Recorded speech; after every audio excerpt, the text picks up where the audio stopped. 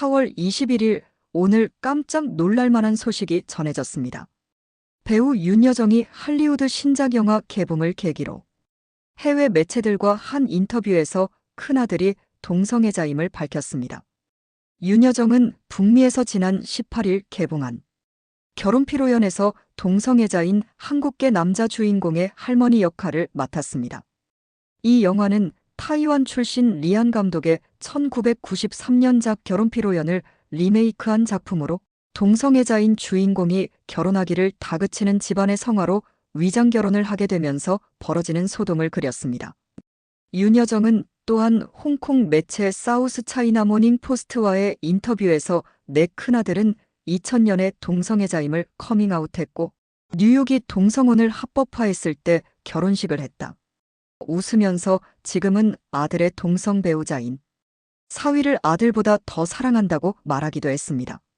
동성애는 한국 사회에서 아직은 생경하게 받아들여지는 주제입니다. 윤여정의 공개에 대해 성소수자에 대한 이해를 증진시키고 관용적인 사회를 지향하는 데 도움을 주었다는 긍정적인 의견들이 있습니다. 반면에 보수적인 시각에서 본질적인 삶의 원형을 파괴하는 태도라는 비난도 만만치 않습니다. 이런 시점에서 동성애의 원조 소설을 소개해드리겠습니다. 영국의 작가 레드클리프 홀이 1928년에 발표한 장편소설 외로움의 우물 더 웰 오브 롤리너스입니다.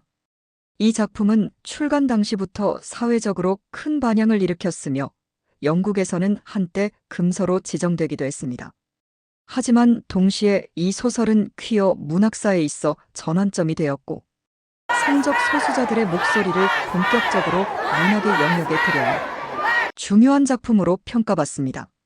오늘 우리는 이 소설의 주요 내용과 인물들, 그리고 작품 속에 담긴 사회적, 철학적 의미를 함께 되짚어보며 인간 존재와 사랑, 소외에 대해 깊이 성찰해 보겠습니다. 먼저 이 소설의 전체적인 줄거리를 간단히 정리해 보겠습니다. 주인공 스티븐 고든은 부유한 영국 상류층 가문에서 태어납니다. 그녀는 태어날 때부터 여성이지만 외모와 성격은 전통적인 여성성과는 거리가 먼 인물로 묘사됩니다. 그녀의 이름이 남성적인 이유는 아버지가 아들을 원했기 때문에 여자아이임에도 불구하고 스티븐이라는 이름을 붙였기 때문입니다. 스티븐은 어린 시절부터 자신이 다른 사람들과 다르다는 것을 직감하며 성장합니다. 특히 어머니와의 관계는 소원하고 유일하게 자신을 이해해주는 존재는 아버지뿐입니다. 하지만 아버지의 죽음 이후 스티븐은 자신이 사회적으로 받아들여질 수 없는 존재라는 사실을 점점 더 뼈저리게 깨닫게 됩니다. 성인이 된 스티븐은 여러 여성과 관계를 맺으며 자신의 정체성을 확인해 나가지만 사회는 그녀를 철저히 배제하고 비난합니다. 결국 스티븐은 고향을 떠나 파리로 향하고 그곳에서 자신과 같은 처지의 사람들과 어울리며 새로운 삶을 살아가게 됩니다. 그녀는 동료들과 함께 삶의 의미를 찾아가려 노력하지만 여전히 마음속 깊은 외로움과 고통에서 벗어나지 못합니다. 사랑을 갈구하지만 세상은 그녀의 사랑을 인정하지 않습니다. 작품의 말미에서 스티븐은 자신이 사랑하는 사람조차 자신을 통해 고통받는 모습을 보며 그 사랑마저 포기하는 선택을 하게 됩니다. 그리고 마지막에는 자신의 존재를 신에게 호소하며 우리도 당신의 자식임을 허락해달라고 절규하는 장면으로 끝맺습니다. 이 장면은 인간 존재의 존엄성과 평등에 대한 작가의 간절한 외침으로 읽힙니다. 이제부터 우리는 이 작품을 조금 더 깊이 들여다보겠습니다. 먼저 스티븐 고든이라는 인물은 단순히 한 명의 등장인물이 아니라 제도적 억압과 사회적 소외 속에 놓인 수많은 사람들의 상징으로 읽을 수 있습니다. 그녀는 한 개인으로서 존재하지만 동시에 성적 소수자, 여성, 비정형적 존재로서 사회에 의해 소외되고 배제된 사람을 대표하는 인물이기도 합니다. 작가는 스티븐을 통해 당시 사회가 허용하지 않았던 사랑과 존재 방식 그리고 그로 인해 초래되는 고통을 사실적으로 묘사합니다. 그러나 스티븐의 삶은 비극적이지만 단순한 피해자로만 머무르지 않습니다. 그녀는 자신이 누구인지 끊임없이 고민하고 자신의 방식으로 사랑을 실천하려 노력합니다. 그리고 무엇보다도 중요한 것은 그녀가 자신의 고통을 넘어 다른 이들의 삶까지도 품으려 한다는 점입니다. 스티븐이 사랑하는 여인을 위해 자신을 희생하는 장면은 단지 낭만적이거나 숭고한 사랑의 표현이 아니라 사회적 억압 속에서 유일하게 가능한 방식의 연대이자 저항의 몸짓으로 읽을 수 있습니다. 그녀는 사랑을 통해 타인을 구하고자 하지만 동시에 사랑이야말로 자신을 철저히 파괴하는 힘이라는 것을 절감하게 됩니다. 소설 속에서 가장 중심적인 주제는 바로 존재의 정당성입니다. 스티븐은 끊임없이 자신이 존재해도 되는가, 사랑할 자격이 있는가를 자문합니다. 그리고 그러한 물음은 독자에게로 이어집니다. 우리는 누군가의 존재, 누군가의 사랑을 얼마나 조건 없이 받아들이는가?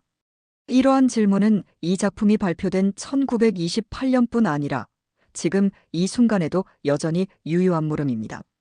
스티븐이 신에게 절규하는 장면은 단순한 종교적 기도라기보다 인류 공동체를 향한 윤리적 호소입니다. 작가 레드클리프 홀은 문학이 사회적 기능을 어떻게 수행할 수 있는지를 보여줍니다.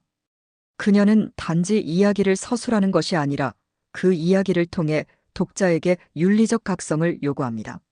문학이 단지 미적 체험의 장에 머무르는 것이 아니라 삶의 진실을 드러내고 변화의 계기를 마련할 수 있다는 믿음이 이 작품 전반에 강하게 흐르고 있습니다. 그런 이유로 이 소설은 단지 퀴어 문학의 고전이 아니라 모든 인간 존재에 대한 보편적 물음을 던지는 작품으로 평가받고 있습니다. 질문을 던져봅니다. 우리가 생각하는 정상이란 무엇인가요?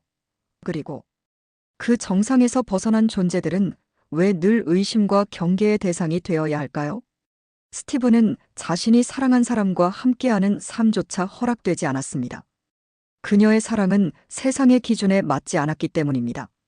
하지만 그 사랑이 과연 잘못된 것일까요? 레드클리프 홀은 스티븐의 삶을 통해 우리가 너무나 쉽게 내리는 판단들이 얼마나 잔혹하고 부조리한지가 폭로됩니다. 작품 전체에 걸쳐 반복되는 주제는 외로움입니다. 외로움의 우물이라는 제목이 상징하듯 이 소설은 단지 개인적인 외로움이 아니며 사회적 배제와 문화적 억압이 만들어낸 구조적인 고립을 말합니다. 스티븐은 자신이 누구인지 알았지만 세상은 그녀가 누구인지 받아들이려 하지 않았습니다.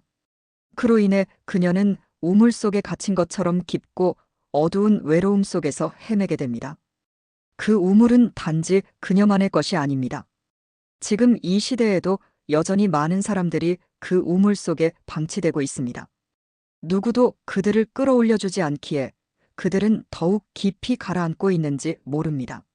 이러한 맥락에서 볼 때 외로움의 우물은 단지 한 사람의 비극적 삶을 그린 작품이 아닙니다. 우리는 타인의 존재를 얼마나 진지하게 받아들이고 있는가? 그리고 그 존재를 있는 그대로 사랑할 수 있는가? 이 질문은 지금도 여전히 유효하며 오히려 점점 더 절박해지고 있는 듯합니다. 레드클리프 홀이 100년 전에 던졌던 질문은 오늘날에도 여전히 사회의 중심을 흔들고 있습니다. 마지막으로 이 소설을 통해 우리가 얻을 수 있는 교훈은 명료합니다. 타인의 고통에 민감하라는 것, 그리고 그 고통의 본질은 대개 우리 사회가 만들어낸 것임을 직시하라는 것입니다. 사랑은 어느 누구에게도 허락된 인간의 권리입니다. 그 사랑이 세상의 기준과 다르다는 이유만으로 배척되어야 한다면 그 사회야말로 진정으로 병든 것입니다. 외로움의 우물은 우리에게 그 사실을 일깨워주는 강력한 문학적 증언입니다. 레드클리프 홀의 외로움의 우물을 함께 살펴보았습니다. 이를 계기로 우리 모두가 조금 더 포용적인 시선으로 타인을 바라볼 수 있는 포용사회로 더 전진하기를 기대합니다. 감사합니다.